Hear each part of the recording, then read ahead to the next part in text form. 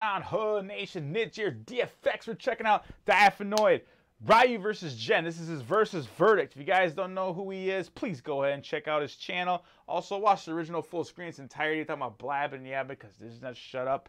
Dude's cool reactions. I asked him personally, gave me his blessings.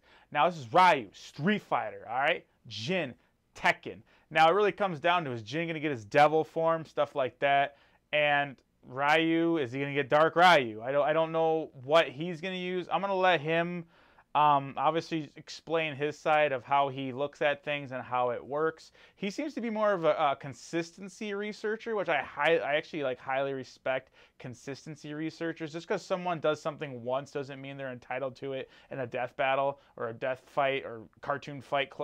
Whatever. I wasn't trying to pun there. I was really like that's I meant it as I said it, so I'm not shouting anybody out. It's just that I like the way that this guy does it, and a lot of people take it the wrong way because some people take it as vague, a lot of stuff he says, but if you actually pay attention to kind of see where he's coming from, you actually can learn something. Now, based on the characters I know and everything, both of these guys, I love Street Fighter way heavier. Trust me, Street Fighter is my fighting game. Like literally, if you go back in the 90s, my fighting game was Street Fighter, Mortal Kombat. Those were my top two. Tekken was literally on the lowest of my totem pole. I didn't hate the game. I thought the characters were cool, but I shouldn't say hate the game. I hate the characters, but the fight, I didn't like the air combos. I thought it was stupid that you could punch somebody in the air and they would keep floating. Like it was to me, it just didn't make any sense at all that if you pop someone up in the air, but then you could punch them with your bare fist, they would literally bounce on your fist. It was like the most ridiculous concept to me, and even as a kid, I'm like,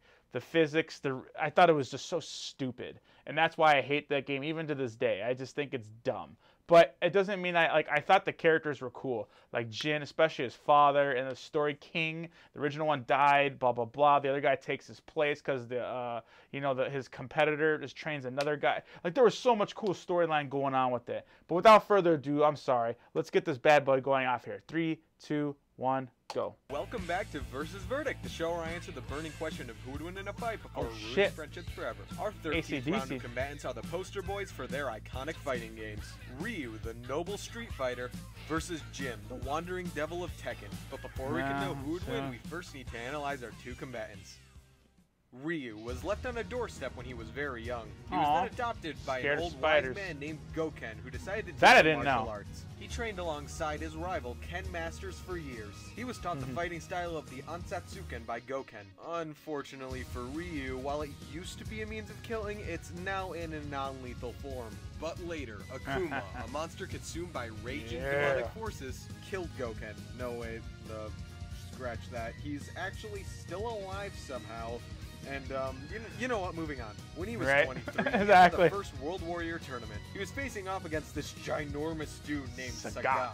After Ryu basically lost, he tore a hole in his chest with a single uppercut. Speaking of movesets, he has moves like the famous Hadouken, which isn't actually made up out of fire. An amped up version of this is called the Shinghu Hadouken, which, let's be honest, is just a Kamehameha. The Shoryuken is basically a super strong uppercut. He used it to beat Balrog when none of his other moves worked. Someone who survived falling off a cliff that was estimated to be about 1,250 feet tall. This would bring him close to reaching terminal velocity. Near this speed, no matter what surface you land on, it would pretty much feel like hitting a sidewalk. Using Balrog's weight and the estimated height of the cliff, this means that he survived an impact of 504,063 newtons of energy, over 10 times the theoretical limit a human bone can take, and 168 times the estimated record. Because Ryu knocked him out with this punch, it's safe to say that it was about as equal as that. He has a hurricane kick that way too many people have made pronunciation jokes about. It's a Takumatsu Senpu kick. Not that hard, guys. Anyways, it allows him to pass through projectiles, along with a powerful step kick. Ryu can dodge point-blank gunfire, which isn't easy considering bullets are twice the speed of sound. Oh yeah, I almost forgot. Remember that time he ripped open that guy's chest?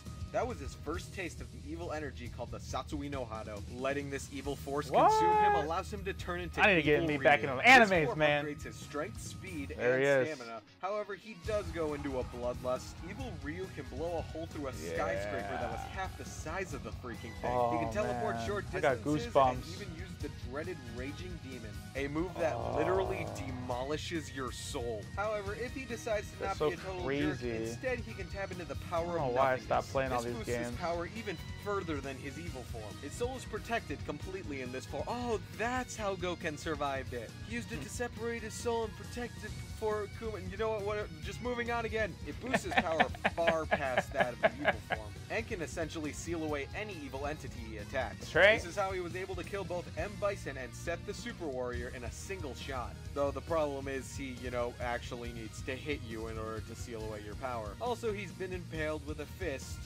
and survived. Though he has lost to quite a few people like Oro, M. Bison, and Ken Masters. And he loses to Akuma like a lot, but that isn't really saying much considering Akuma has smashed an entire island apart. But still, the only time Ryu's ever actually beaten him is when he was holding back to test him. But still, Ryu is an honorable warrior who fights for what he believes in. The answer lies in the heart of battle. Yeah. Tekken's poster boy Jin struggles with ridding his body of the devil gene that was passed down through his family member because he fell into a volcano or something. What is the devil gene, you ask? It's a gene that makes you a devil. Okay, it's not that simple, but you know what I mean. But anyways, Jin has always had a pretty confusing life, like having his grandpa shoot him in the face so he can unlock his evil side, fighting against an overlord, and mythical beasts. Or, fighting your grandpa that shot you in the face while he's possessed by the devil, and so are you. They're not both actually possessed by the devil, but they pretty much essentially become devils. But next time someone says they have family issues, just tell them to look up Jin. Jin trained with his mother up until he was 15 and was later taught by his good old face-shooting grandpa for 3 years. He's got moves like the Zenshin, Sugetsu Strike, Left Drill Punch, Shun Masasu, I'm not gonna lie though, like, thrust, Tensho Rakufu. I'm pretty sure Jen's going to win, but I hope I'm wrong. Like, I hope you can just somehow make Ryu win, because I love Street Fighter way more. But not actually turning into Devil Jin. He can do things like create barriers that block key or physical attacks, ignite his own feet, see, I just can't, and shoot lasers. The whole bouncing thing just doesn't. In his fight with Kazuya, a mere shockwave of their punches was enough to break all the glass on the wireframe of a building nearby. The speed needed for an object to move fast enough to create a shockwave is the speed of sound, or roughly 765 miles an hour. The fastest punch ever thrown was delivered by the British boxer Ricky the Hitman Hatton, clocking in at 43.3 miles an hour. So impressive that scientists actually studied him and found out he could punch with a force of 400 kilograms. Jesus. And this is of instantaneous force. These two numbers can be used to find out how much force potentially was caused by Jin. So all we gotta do is divide the speed that the Hitman used, and obviously we're real, but and we get 17.66, so we'll just round up to 18. In physics, if an object's speed is doubled, then the force is quadrupled. If we lowball this to drop the 18 to 16, even with that, we used calculations to find out that at a minimum, the force of that punch adds up to at least 6,400 kilograms of force, over 91,000 pounds per square inch. Studies on explosions show that even 92 psi is lethal, meaning this punch could kill someone with durability over 989 times stronger than a normal person. Jin is extremely intelligent outside of fighting as well, shown when he was a mechanical engineer before, face-shooting grandpa. He's mastered the Kazuma and Mishima fighting styles, as well as traditional karate. But despite this, he lost against his rival and his uncle, Lars, and was beaten up and taken by the Tekken Force. Oh yeah, and remember that Devil Gene? Well, let's talk about that. Devil Jin is extremely deadly. He can obviously, fly with his wings, survive in the stratosphere, teleport, use telekinesis to be able to destroy entire vehicles, absorb dark power from others, and scream so loud that he makes the ground crumble. And he also beat Azazel, who threatened to destroy the planet. And big surprise, this does not make him planetary. This dude would not be able to blow up a planet. I'm sorry, but it's just not feasible. In essentially every single series besides Dragon Ball Z, durability does not equal your attack power. And since he was considered to be on a whole nother level than humans, we can assume that he most likely did not use ki and most likely used some type of mystical energy. So his defense could have been absolutely horrible, we don't know. Considering he didn't even go Devil Jin to kill him, I'm pretty sure he had way worse defense than his attack power. In other words, a glass cannon. But still, Azazel shot lasers at him and he wasn't even scratched. But anyways, don't stand in Jin's way, or you'll unleash the devil within. Alright guys, if you need a moment to think about it, or you're with your friends and want to take sides, pause the video right now. I'll wait. Ready? Alright guys, let's find out who would win. Take a sip. Yeah.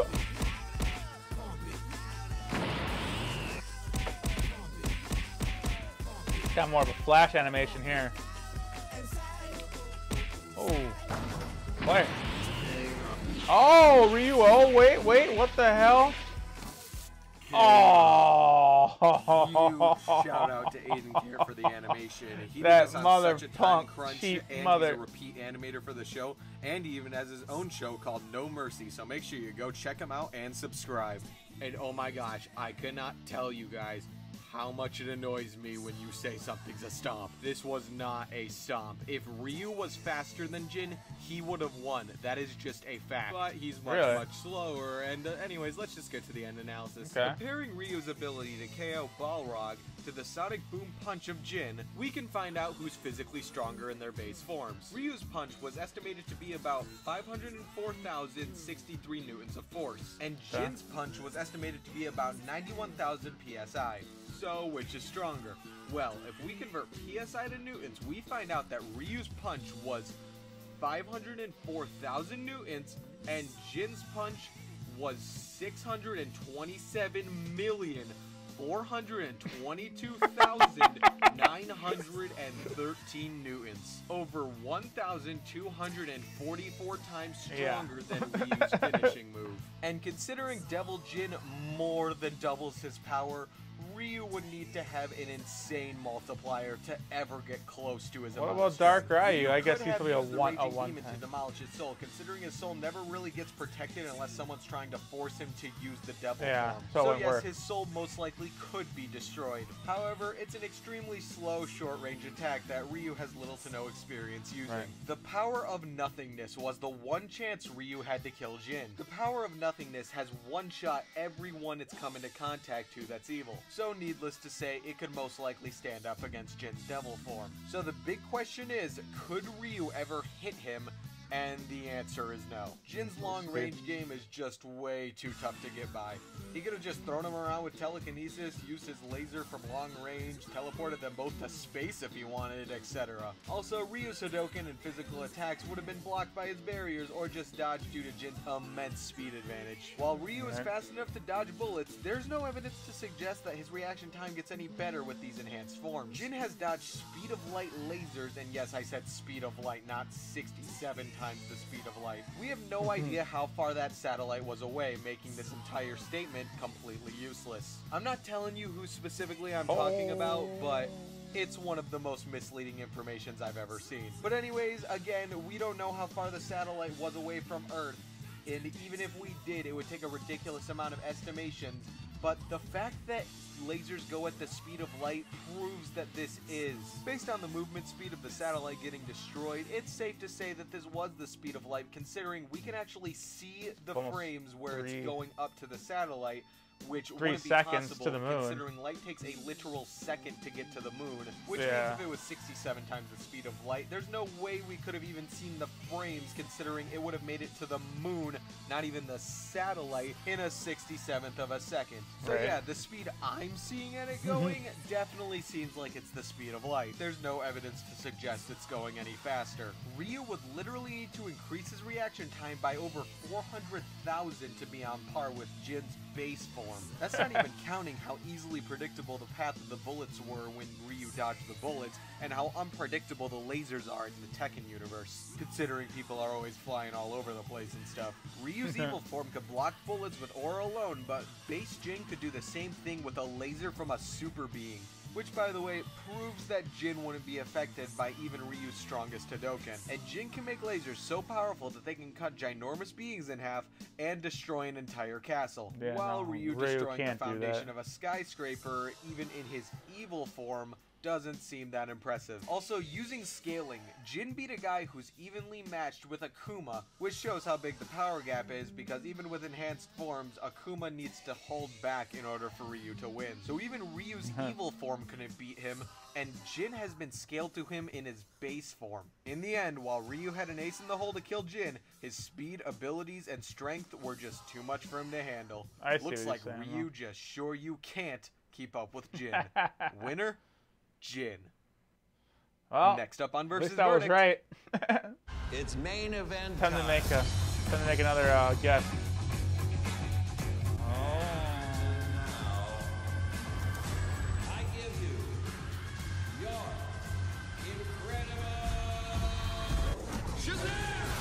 Shazam!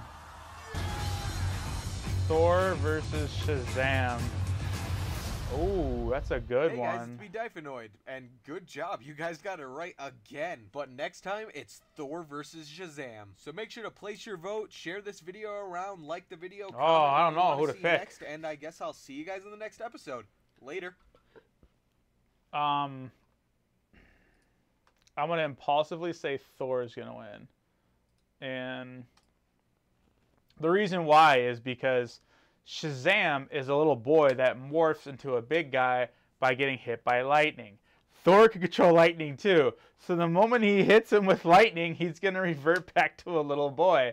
And then it's over. I guess that's really the simple, like, I don't even have to research it, I guess, at this point. Not to bash you, bro, but that's literally what would happen. Because it's not magic that transforms him. It's literally him getting struck by lightning. Well, okay, maybe I'm wrong. Maybe I'm wrong. I should say it that way. I shouldn't act like I know it, but he says Shazam, and I know it's magic, but it's clearly lightning that's hitting him. Unless it's a magical lightning bolt.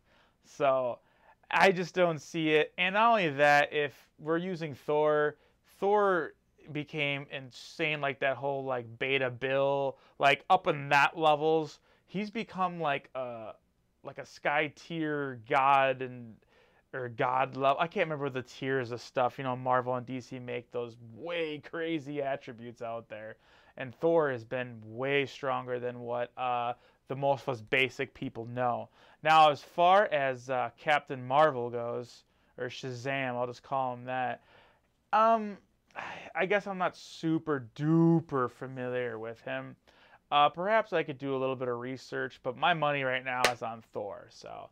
But I did like this, though. Thanks for everything. I did pretty much say there's no way Ryu has a chance against Jin.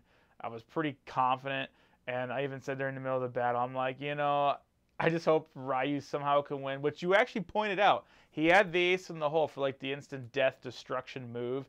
Unfortunately, he was just, you believe his speed just wasn't enough, and you've shown the reason as to why he probably wouldn't have been able to pull it off to begin with. So it's pretty fair to say.